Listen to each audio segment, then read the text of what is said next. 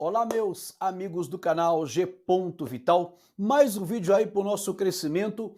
E no vídeo de hoje, eu quero tentar aqui com vocês desmascarar, derrubar essa mentira histórica de que os comunistas, eles são inimigos dos ricos, que eles são inimigos dos capitalistas. Eu quero te mostrar que isso é uma grande mentira. Eu queria que você me ajudasse a compartilhar esse vídeo com todos aqueles que ainda acreditam que o comunismo veio para o nosso bem e para trazer uma igualdade para a sociedade. Entrou alguém no meu grupo aqui, ou melhor, no nosso canal, né? E esse alguém aqui é o Henry Zimbrunis, né? É assim que está identificado lá no canal dele, ele sabe que eu estou falando com ele, porque eu disse que ia fazer um vídeo para tentar responder isso. E olha o que o Henry perguntou aqui. Uma pergunta extremamente inteligente e muito apropriada para esclarecer isso. Ele disse assim, ele falou, mas Vital, qual o sentido de um rico investir no comunismo de Lenin ou de destruir o capitalismo se isso significaria destruir a própria fortuna? O que ele quer dizer? Veja bem, eu estou afirmando aqui o seguinte, os banqueiros poderosos da Europa financiaram o comunismo. Vou repetir, banqueiros financiaram o comunismo. Aí a pergunta do Henry é muito apropriada. Qual a lógica de banqueiros poderosos, ricos, financiarem o comunismo se o comunismo diz que é inimigo dos banqueiros, dos ricos, e eles querem destruir esses? Então, não faz sentido esses financiarem esses, porque esses são inimigos daqueles. Mas eu vou te mostrar que isso tudo é uma farsa. Só que antes eu queria te pedir uma coisa. Gente, por favor, eu gostaria de contar com a sua colaboração para este canal. Aqui embaixo está o nosso Pix e toda ajuda aqui é bem-vinda para esse trabalho de pesquisa incansável, porque eu faço isso com muito carinho, né? Nunca recebi um centavo aqui do YouTube, pelo contrário, o que eu sofro aqui é perseguição e conto com a ajuda de vocês. Aqui está um telefone para o nosso contato, para você ligar, reclamar, questionar, duvidar, debater, sugerir, enfim, está aqui à sua disposição. Olha aqui embaixo, gente. Acesse nossa playlist e a cada vídeo que você acessar aqui, você vai conhecer um pouco mais sobre os bastidores do mundo. Tudo isso aqui está nos bastidores, a gente não consegue enxergar se alguém não chegar e descortinar isso pra gente, tá bom? Pra gente entender isso aqui, respondendo também a pergunta aqui do Henry, né? Se você quer mandar sua pergunta, manda para cá também. Se tiver ao meu alcance, a gente responde. Se não, a gente pesquisa. Vamos lá. Olha só. Então, os banqueiros financiaram o comunismo. Para a gente entender isso de fato, porque veja bem, eu poderia chegar aqui e fazer a seguinte afirmação, que é um fato histórico. Vou perguntar para você aqui. Quais foram os dois principais nomes da Revolução Comunista Russa, lá em 1917? A Rússia foi o primeiro país comunista da história. De lá, o comunismo se expandiu e eles foram formando a União das Repúblicas Socialistas Soviéticas, né? A Rússia lá se tornou a União Soviética. Então, quais foram os dois principais nomes dessa revolução? Todo mundo tem na ponta da língua. Lenin e Trotsky. Então, Lenin e Trotsky. Então, quem foi que financiou esses dois homens, que deu dinheiro para eles liderarem essa revolução? A família de banqueiros alemães Warburg. Então, se eu falo aqui, olha, os Warburgs, banqueiros alemães, durante um período foram os banqueiros mais importantes da Alemanha, mais poderosos da Alemanha, banqueiros judeus, isso é importante falar, banqueiros judeus, né? Eles financiaram o comunismo. Isso já é para você tirar da sua cabeça que comunista é inimigo de rico. Não é, isso é uma farsa. Porque quem financiou esse movimento foram os poderosos banqueiros, porque os banqueiros tinham interesse naquele movimento. Então, comunista nunca esteve preocupado com o trabalhador. Eu vou te mostrar que os trabalhadores são usados como uma massa espiritual. Gente, eu tenho documentos deles provando isso, mostrando isso, eu vou te provar. Então, vamos lá. Vamos voltar aqui para o século I. Gente, no século I, rapidamente, vamos entender o seguinte, surgiu um grupo, vamos dizer assim, ele se fortaleceu, porque esse grupo tem uma raiz muito mais antiga. Mas se fortaleceu um grupo ali, eram o grupo dos gnósticos. Os gnósticos eram um grupo místico, esotérico, que defendiam a ideia da gnose. Segundo os gnósticos, que pregavam, claro, o gnosticismo, a palavra gnose significa conhecimento, mas não é um conhecimento qualquer, é um conhecimento espiritual, é o conhecimento daquilo que está no mundo perfeito, o mundo da verdade, o mundo espiritual, de onde se originou tudo, né? É a origem de tudo.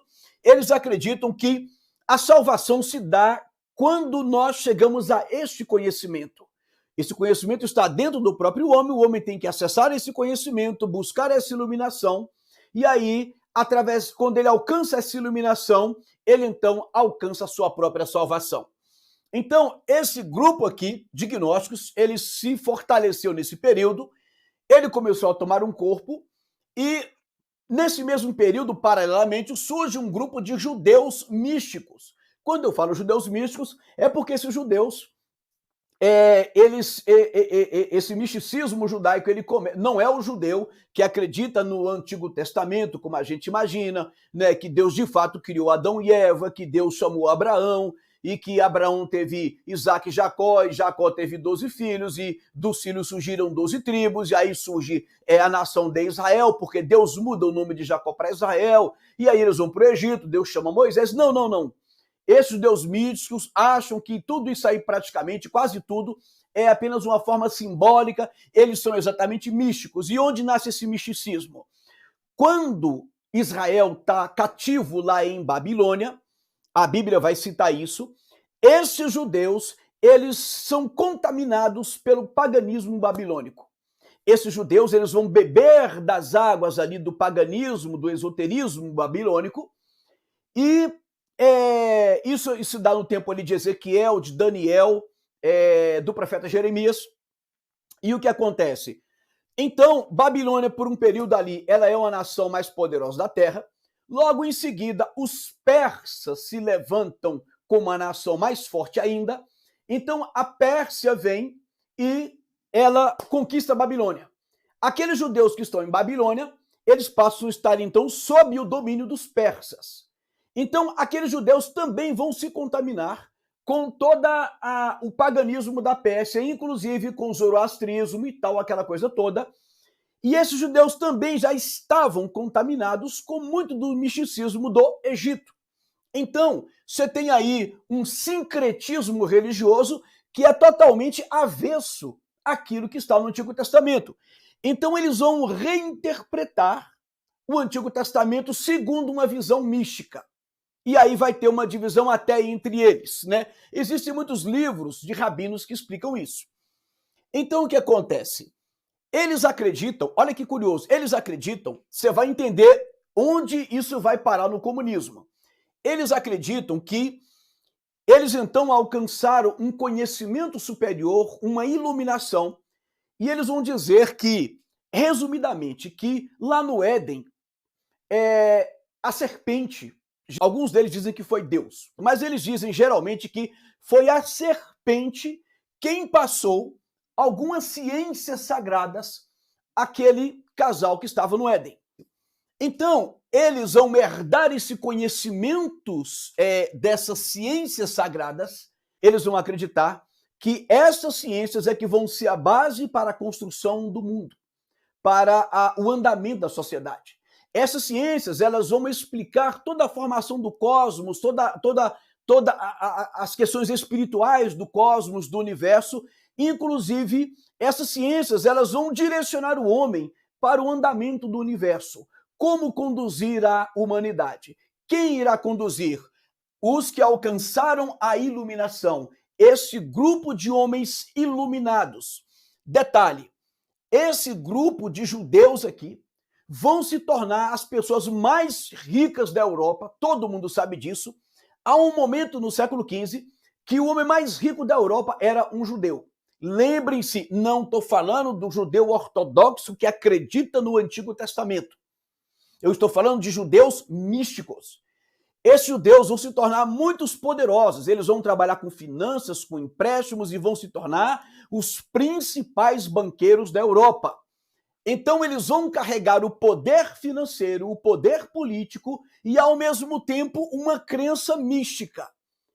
Aí o que acontece? segundo essas ciências sagradas, eles vão ser os construtores do universo, os construtores da humanidade. Eles estão construindo o mundo segundo a visão mística que eles têm. Não é à toa que o símbolo da maçonaria é o esquadro e o compasso. Há toda uma simbologia ali. Então, eles vão se reunir em ordens ou sociedades secretas. Porque esse conhecimento, esta iluminação, esta gnose é conhecimento, esse conhecimento sagrado não é um conhecimento que você adquire em faculdade, não. Isso é um conhecimento sagrado, que é revelado aos iluminados. Se você quiser saber, você precisa ser um iniciado. O iniciado vai se iniciar nessas sociedades e, a partir dessa iniciação, ele vai alcançando graus de crescimento lá dentro, graus de evolução. Então, a partir dessas sociedades secretas, esses homens passam a ser os construtores do universo. Qual é o detalhe disso tudo? É que eles vão ter uma grande oposição a Deus. Porque, primeiro, os gnósticos, olha, na melhor das hipóteses, eles vão dizer: Deus não é o criador do cosmos, Deus não é o criador do universo. Na melhor das hipóteses, eles vão dizer que Deus é um demiurgo, é um criador, mas é um criador secundário. Deus, ele não está vamos dizer assim, entre as três principais manifestações da divindade. Deus é um ser secundário e ele está no nível de igualdade de muitos outros deuses, né? Mas existe uma corrente mais forte ainda, que eu acho que é a que predomina nos gnósticos, que vão dizer o pior ainda. Não é que Deus só é secundário, eles vão dizer que Deus é mau. Eles vão dizer que Deus, eles vão chamar Deus de arrogante, de ignorante, porque ele desconhece a superioridade que está acima dele, ou seja, os seres superiores, né, realmente as divindades perfeitas, né, do Uno. E eles vão dizer que Deus é egoísta, que Deus é ciumento. Deus não queria que o homem comesse da árvore do conhecimento. O que é a árvore do conhecimento? Seria a gnose, o conhecimento. E Deus então queria privar o homem.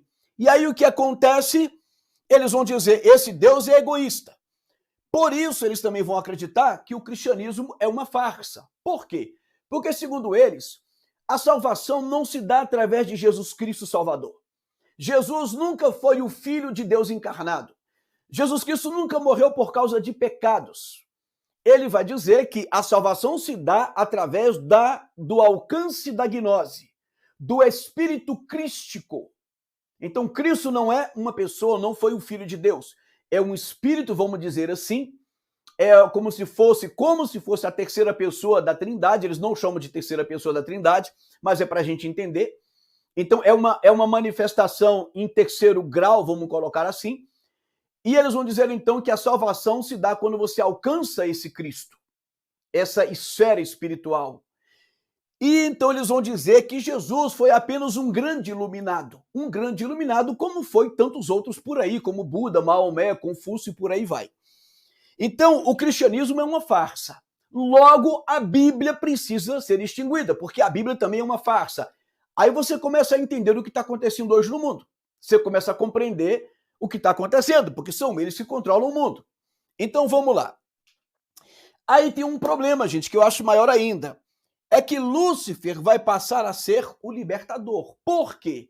Porque quando Deus quer privar o homem de comer do fruto da árvore do conhecimento, da gnose, o conhecimento que nos liberta do aprisionamento que Deus nos colocou, ou que nos liberta do aprisionamento desse corpo, que nos leva para a iluminação, ele vai dizer que essa libertação se deu através de Lúcifer. Então, Lúcifer, ele está, vamos dizer assim, na pior das hipóteses agora para Lúcifer, em pé de igualdade com Deus. Enquanto Deus é opressor, Lúcifer é um libertador. Aí eu quero tentar falar num outro vídeo sobre o que é o luciferianismo. Porque toda essa devoção a Lúcifer, ela vai ser transformada em cultura. Então, eles não vão dizer estamos adorando a Lúcifer, mas eles vão pegar esse aspecto libertador e eles vão transformar, então, essas ideias luciferianas em cultura. E você vai começar então a entender o que está acontecendo no mundo. Aí você vai entender por que Deus é chamado de patriarcal, sociedade patriarcal, e precisamos nos libertar dessa sociedade patriarcal. Porque esse Deus é patriarcal? Porque, segundo a gnose, as esferas superiores do mundo espiritual, elas não têm uma característica masculina, mas têm uma característica, vamos dizer, andrógena, onde há o masculino e o feminino juntos. Veja bem, eles têm uma cosmovisão, ou seja, uma visão do cosmos, uma visão de mundo progressista. Está lembrado que a esquerda, que o comunismo, que o socialismo, ele é um movimento progressista? A origem está aqui. Então, quando você fala de progressismo aqui nesse sentido, você está falando de evolucionismo. Para eles, progresso tem o mesmo sentido de evolução. Só que evolução tem um cunho religioso espiritual. E progresso tem um cunho mais político. Mas eles estão implantando essa visão espiritual, obviamente que dentro de um projeto político, porque não tem como ser diferente. Então, o progressismo para eles significa que o mundo está num progresso constante. Traduzindo para a fé que eles têm, o mundo está numa evolução constante. Aquilo que hoje é, amanhã já não é mais. A verdade que hoje existe, amanhã não é mais verdade. A verdade que era verdade para o meu bisavô não é mais para o meu avô, que não é mais para o meu pai, que não é mais a verdade para mim, que não vai ser para o meu filho, que não vai ser para o meu neto e por aí vai. A verdade está numa constante evolução. Por isso incentivaram, por exemplo, o relativismo. E assim você vai compreendendo que a cultura ela está trazendo para nós, na prática, a visão espiritual que eles têm. Então, a nossa cultura hoje ela é totalmente luciferiana, porque eles estão caminhando, eles estão levando o mundo para o progresso, para a evolução e para a nova ordem mundial. Porque a antiga ordem era a ordem que se acreditava que Deus era o ser supremo. A nova ordem vai ser a ordem já evoluída do transhumano. Por que é que o diabo parece que está sendo tão declaradamente adorado? Por que tudo hoje está de cabeça para baixo? Porque justamente isso. Porque a civilização que tinha Deus como ser supremo e a Bíblia como uma referência, essa civilização ela está sendo superada pela civilização que tem Lúcifer como o libertador. Isso para eles é uma evolução. E pode acreditar, a maioria de nossos banqueiros, políticos, empresários estão todos ligados a esse pensamento. Por isso que não se iluda muito com esperanças em políticos, porque eles estão comprometidos com isso aqui através das suas sociedades secretas. Próximo vídeo, a gente vai tentar explicar melhor. Que Deus abençoe a todos e conto com vocês aí no próximo vídeo. Até mais.